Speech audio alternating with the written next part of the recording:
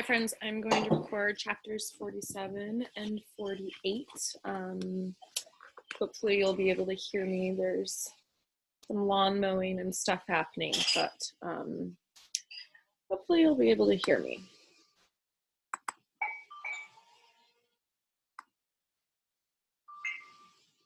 All right, let's see if we find out what their plan is.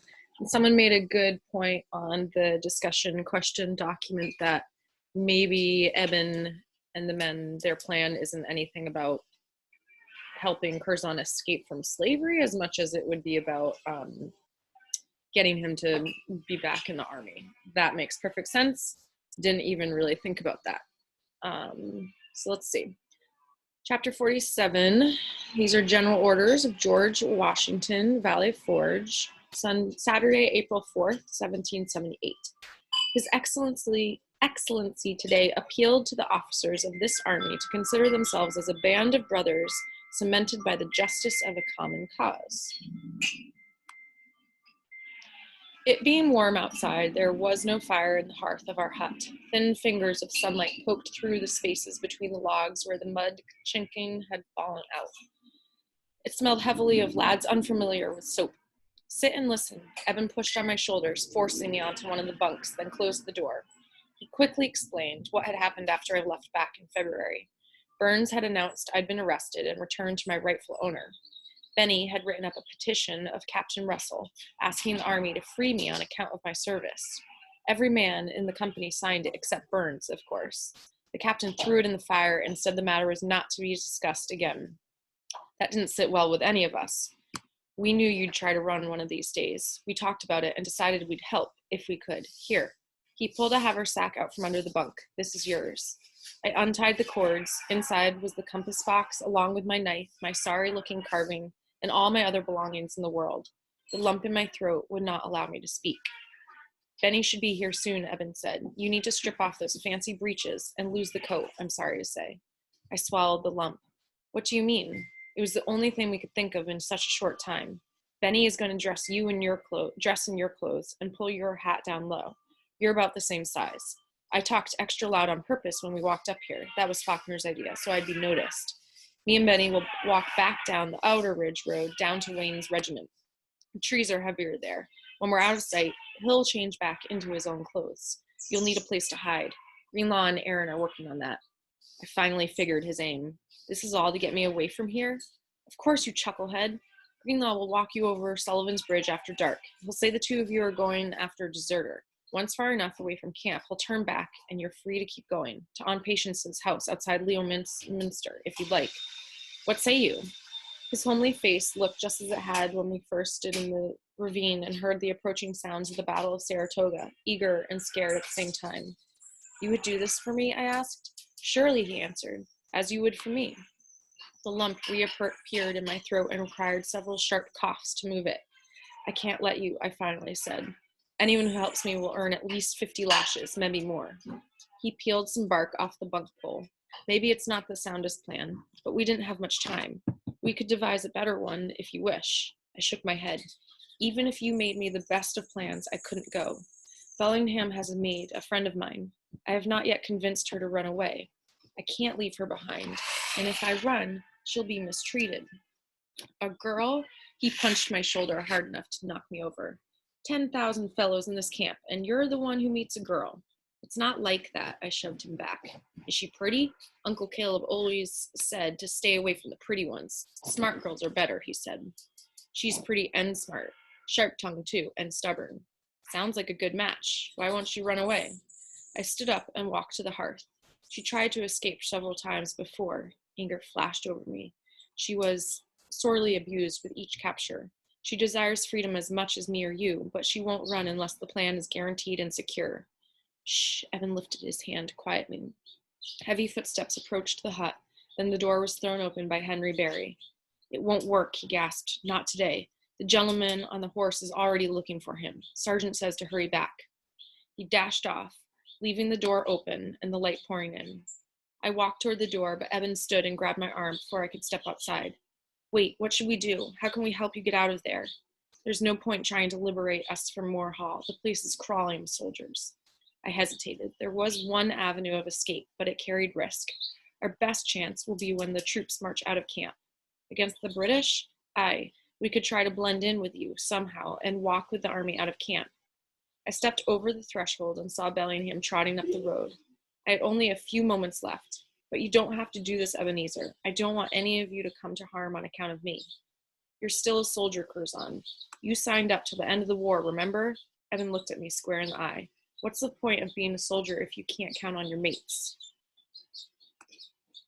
Chapter 48, Sunday, April 5th, 1778. This is General Nathanael Greene, letter to his wife, Catherine. It has ever been my study, and ever shall be, to render you as happy as possible, but I have been obliged in many instances to sacrifice the present pleasures to our future hopes. This, I am sensible, has done violence to your feelings. After we returned, the gentlemen held another long meeting that required hours of my presence to fill their plates, their glasses, keep the candles blazing, and the fire fed, for the night turned cool and damp. I had just laid my head down to sleep when Isabel knocked on my door and loudly announced that breakfast was ready. I served the meal and saddled the horses so the gentlemen could attend a church service held outside headquarters. Mrs. Greene kept Isabel hopping all day. A militia captain named Peel, whose grubby cuffs were stiff with every color of paint, had come to work on his portrait of the general's pretty wife. To keep her amused while she was required to sit still, Lord Stirling's plain-faced wife and her flirtatious daughter came with the gossip of which junior officers were courting which ladies. Then one of Baron von Steuben's French translators and Mr. du Portail, the long-haired fellow who drew maps for General Washington, joined them. The company grew so large that Mrs. Greene sent a note to Bellingham asking if I might be spared to assist Isabel. As General Greene was at that moment sitting directly across the table from him, Bellingham could hardly refuse, and so I crowded into the parlor too. The air filled with French words punctuated by loud giggles, for Lord Stirling's daughter spoke French atrociously. French gave me a sharp headache. When the light faded from the south window, Mr. Peel packed up his paints and bid the company farewell. Shortly after that, the rest of them rose, for they were all to dine at the Shippens that night. I had their driver bring the wagon around and assisted with the delivery of the various greatcoats, hats, gloves, muffs, and scarves. Mrs. Greene pulled on a pair of gloves in the front hall. Isabel, please remind the general that he is expected to join us this evening. Isabel handed her a bright blue shawl. Yes, ma'am. I shall have to teach you French. Mrs. Greene arranged the shawl around her tiny shoulders as I opened the front door. You will enjoy Paris much more if you can speak to the other servants, Isabel. Au revoir. Paris? I asked as soon as the door closed. Hush. Isabel pointed at the dining room door that separated us from General Greene's meeting. I followed her back into the parlor. What was she talking about? Don't you have work to do? Isabel asked. I'm supposed to be helping you. Then air out the room and don't fuss at me. She sat heavily on a cushioned chair and rested her feet on a stool while I fought to open the first of the 3 windows. Is she buying you? I asked. Soon as she convinces General Greene. The first window opened easily. I moved to the second one, keeping my face from her. I thought the Greenes lived in Rhode Island. Why was she talking about Paris? Mrs. Katy hopes her husband will be appointed the French ambassador after the war. The window stuck a bit, then flew up, rattling the glass in its panes. Cold air flooded in. You won't find Ruth in France. You won't find me there either. Isabel stood and began assembling the glasses and small plates on the tray. Gideon said it will be easier to escape from Mrs. Greene than Bellingham. Gideon? I tugged at the third window sash. Why would you listen to him? She quickly crossed the room and tossed dried bits of cake and bread from the serving platter into the flames of the hearth. He has sworn to help me find Ruth. He's a lying Conover country. She put her fists on her hips. Just because you were too cowardly to help me does not make Gideon a Conover. I checked the window lock. I wasn't cowardly, I was sensible. I banged at the window sash with my fist. He says what you want to hear so that you'll trust him. He has improper ideas about you. You have an evil mind, Curzon. She opened the door, peered into the empty hall, then closed the door and joined me by the window. Mrs. Greene has promised to remove this collar. When she leaves camp, it will be just me and her traveling alone. I'll slip away and we leave Peekskill. After we leave Peekskill. Gideon will meet me there. Did you see how sick he was when he left here? He could be dead by now. He wasn't really that sick. He wasn't? It was a ruse to return him to his master in New York. He needed to attend to things there before we could flee. She did not sound as if she entirely believed that. I took advantage of her doubt. I have a better idea, I said. She sat on the windowsill as I told her of my conversation with Ebenezer and my thoughts on our safest path out of camp. When I finished, she crossed her arms over her chest and frowned. What if they changed their minds? What if they notify Bellingham in hopes of a reward? Gideon's plan is better. She yawned and leaned her head against the wall. That breeze feels good, doesn't it? Despite the fresh air, the room suddenly seemed hot as an oven, causing my head to swim and my brain to boil. The most ridiculous notion occurred to me. I wanted to kiss Isabel. No, I couldn't kiss Isabel. It would be improper and disrespectful, and besides, Father had a rule about things like that. I could only kiss a girl after I told her the story behind my name. If I didn't want to tell the story, I shouldn't kiss her. Even from his grave, Father could be an annoying fellow. I banged on the third window as hard as I could. That's painted shut. Isabel hopped off the windowsill and moved back to the center of the room. She took two books from a small table and placed them back on a shelf.